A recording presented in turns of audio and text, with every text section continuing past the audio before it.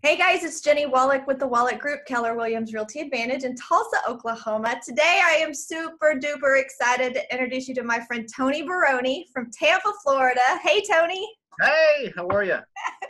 I am so excited to chat with you today, and it's on a topic that I know so many of us need lots of help with. It's on team building. Yes. And but first, let's make sure and introduce you, what your team looks like right now and what your goals are for next year. Okay. So our current team structure, you said current team structure, right? Yeah, let's do that. Okay. So current team structure, we have 4 buyer specialists. We have 2 listing specialists, including me right now. And we have 3 admin full-time. 1 does buyer closing coordination, 1 listing coordination, closing coordination, and the 3rd is full-time listing coordinator. We have 2 ISA full-time, and we have an in-house marketer. We call her a media manager, so she does photography, videography, and if she's not shooting a listing, she is basically working on marketing projects for us. Recruiter on our team, and I'm walking down the hallway in my mind to know, and I do not want to leave anyone out. That 13, wouldn't be good. Wait, 8, let's see, 6, 7, 8, 9, 10, 11, 12, 13. Are you lucky 13 right now? 13. That's right. 13. And we do contract out a stager, and we also contract out a field rep, which we call a field representative, which is a runner. Runner.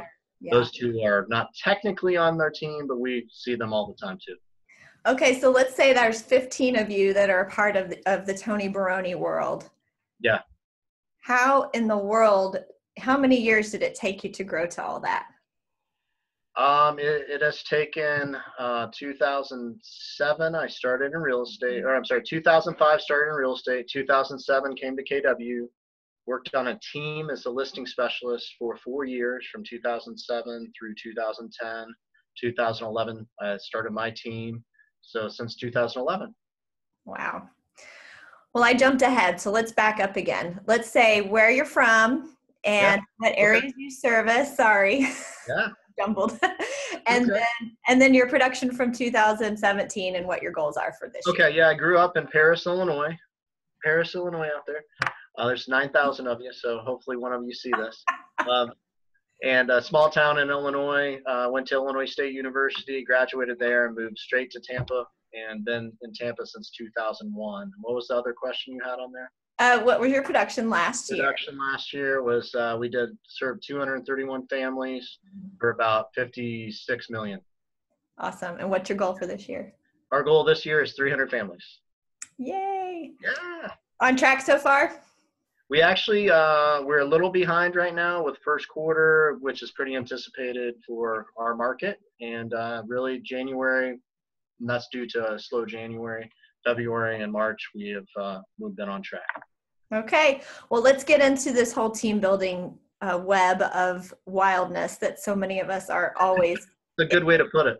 Yeah. I mean, you grow, you take some steps back, and we're always failing forward. So you got into real estate and then you were on a team. So quickly you already were learning within a couple years. You were on a team in 2007 for 4 years. Correct. So you discovered the beauty of a team. I did. Was that a good or bad experience, and how'd that go? It was awesome. I always say this about business. I think some of the most underappreciated and underutilized things in business are mentors. So I joined a team and had 2 amazing mentors that really taught me the whole business, taught me what to do, what not to do, and go into them for questions. So in that 4 years, one time, Jenny, I figured out just how much experience I got during that time. And I was very fortunate to be on one of the top teams that did just a lot of business. So really, I got about 15 years real estate experience in that 4 years based on the amount of appointments I went on, negotiations, things of that nature.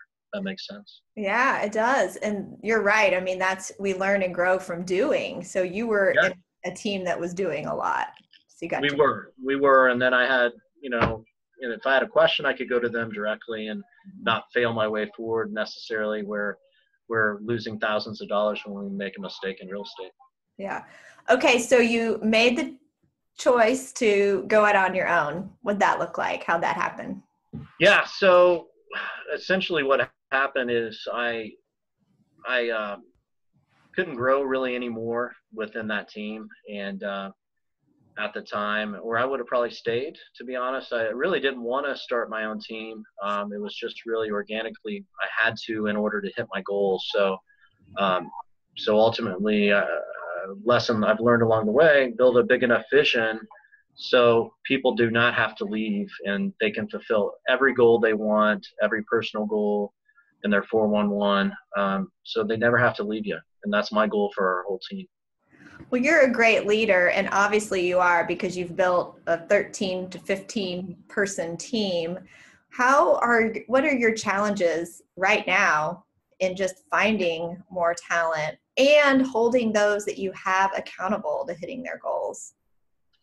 Let's start, I guess, with finding talent. Really, finding talent to me, if you don't have any choices, you're limiting yourself. So have you ever had that, Jenny, where you have one candidate and you're like telling your coach about it? You're like, this person, Yeah. You've crowned them, right? You've crowned them before they've actually done anything.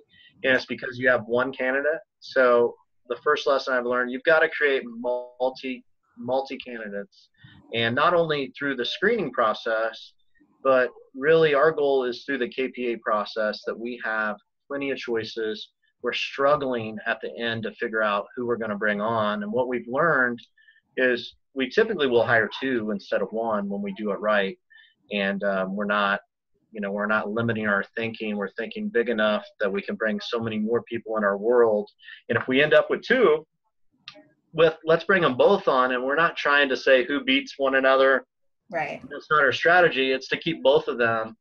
And then maybe one of the two can emerge as a leader in that department potentially.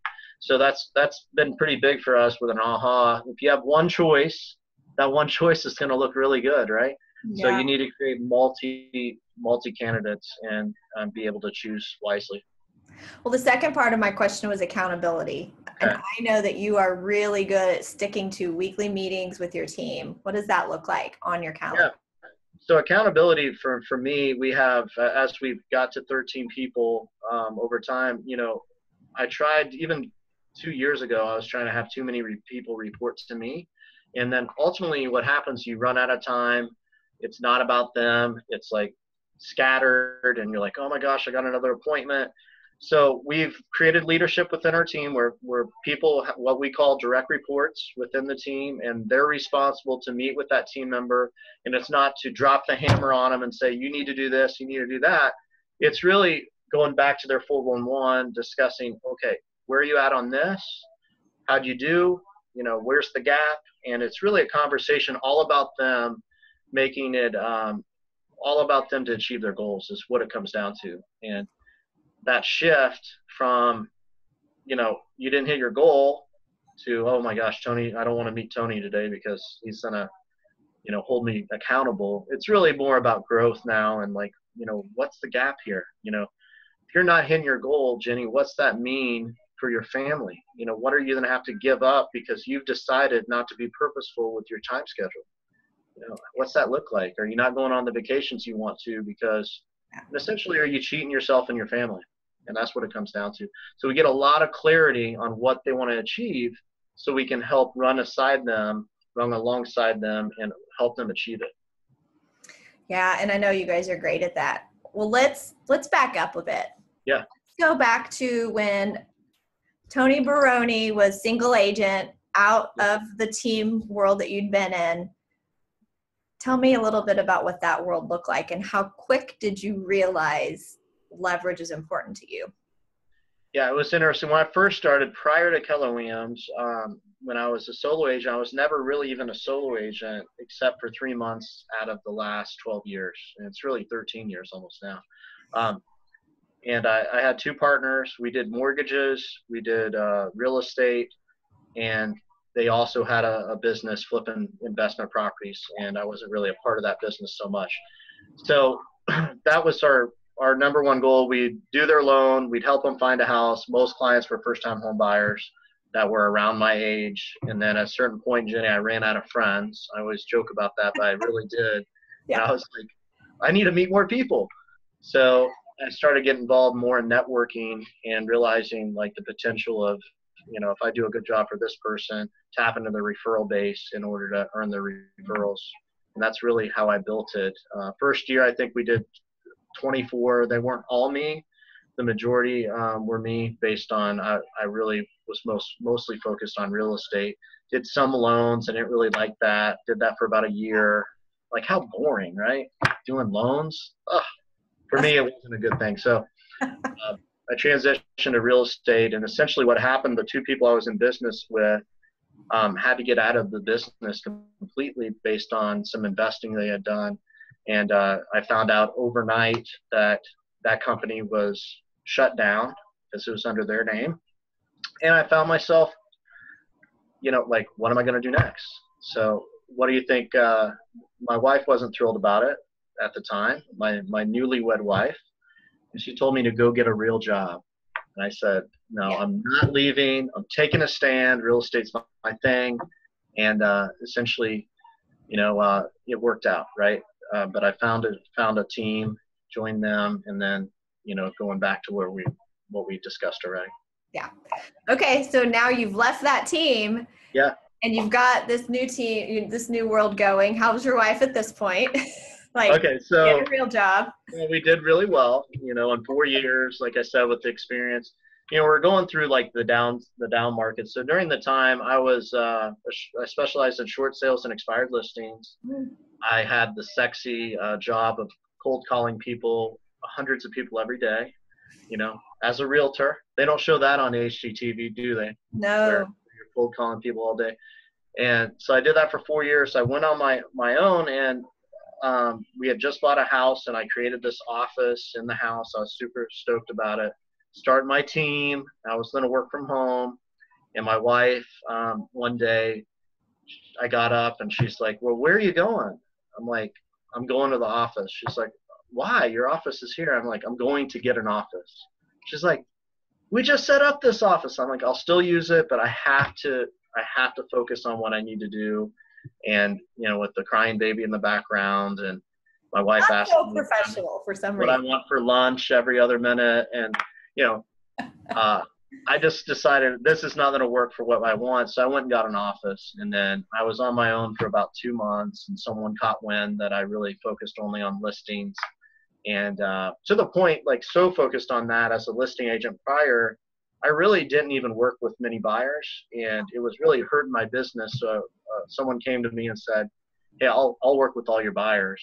And that was my first hire. And then from there, we just kept building it. And we had a lot of, that was before Recruit Select for myself. I've ever known that. Before KPA, obviously Career Visioning. I made a lot of good mistakes, really, really good mistakes along the way, with some interesting hires to get me to where I am. Isn't it fun? It's fun. It's fun. Well, let's talk about that. You know, Brittany on my team, she's just, she's taken Bold before, and she's newer in real estate, and she's in Ignite right now. She just had her first Ignite. She said, you know, the topic keeps coming up, and our instructor keeps reminding us that your first hire has to be administrative. Yeah. Why is it that agents keep picking other agents as their second hire or their first hire? And I said, because we're in so much pain. Yeah. And need that instant relief while we are in lots of pain.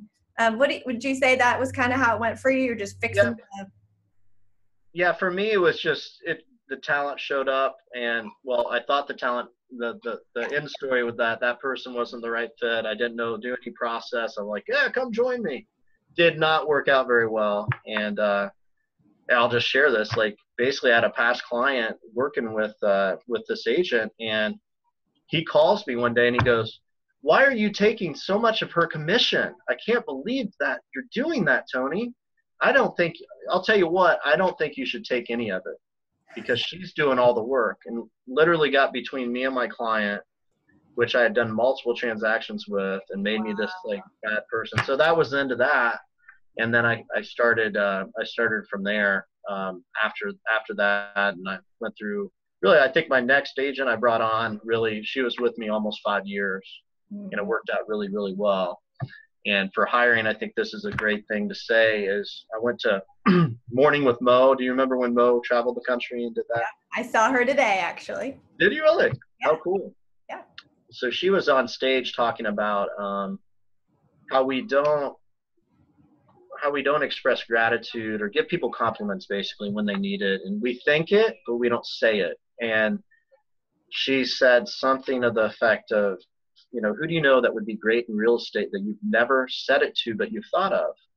And she said a bunch of other stuff, but that's what I got out of it. And I thought of two people, and one was a great friend of mine. And I went to her and I said, I was really excited, right? I'm like, hey, you know what? I think you'd be great at real estate. She goes, well, yeah, I've been in sales my whole life. I'd be awesome. And that was it. Like, never went carried on beyond that. The other person I said the same thing to, she goes, you know what? I'd love to have breakfast with you and talk about that. And I'm considering doing it. I can't believe you asked me. It's so weird, right? Yeah. So that started really my first process of going through like a hiring process. And I think we had breakfast probably 3 or 4 times before we brought her on. And my first intention was just really to give her a compliment, potentially see if she's interested in joining Keller Williams. And it just turned into a 5-year-long relationship that really was mutual beneficial for both of us financially. Yeah. And so it was pretty cool. So thanks, Mo Anderson. I know Mo's probably watching this, right, Jenny? She will, sure, Yeah. of course. Of course. Well, so what's so great is that sometimes we just either need a mentor like a Mo Anderson or a coach or someone that just gives us that spark and that thought of making a phone call or reaching out, because otherwise we've got our head down and we're grinding it and we get blinders on about looking around and connecting with other agents. How are you connecting with other agents or sales professionals in your market, in your area, to deepen those relationships, to have a bench? Well, I think I've learned some things from awesome people like yourself, Jenny. Like, you're a great networker. I admire you for that. There's so many different people. I was just having lunch with Jim Romanowski, and we're talking about Lance Loken. And, really, if you meet Lance, like, he's the real deal, the Loken Group. So really finding people that are doing things, what Gary calls find your profit, so all these different aspects of life, I try to find my profit, figure out like who I feel like I want to emulate and be like. And Lance Loken, being around him, I've realized he's always recruiting people, and doesn't come from a place of like, I want to better myself. It's more like, okay, this person is doing this job. They're phenomenal. Imagine what they could do if I put them in the right spot on my team. Wow. So now it's really an awareness that it almost clicked overnight for me. Like, okay, I'm not saying I shouldn't spend time lead generating for listings and buyers, but my role on my team and our recruiter, Kelly, really it's to find talent and to build a world for them, to allow them to grow to what they want to be. And how do you get, because you just said it, that you finally had this click. And I've had that too, where I've been so focused for so long on looking for buyers and sellers to help, then shifting it to finding other agents to connect with or people to come join your world. That, I think, is everybody's big challenge. Wouldn't you agree? It is. Well, I've thought of it this way too. When you look at, I think, what is it, 5% of America makes 6 figures, right?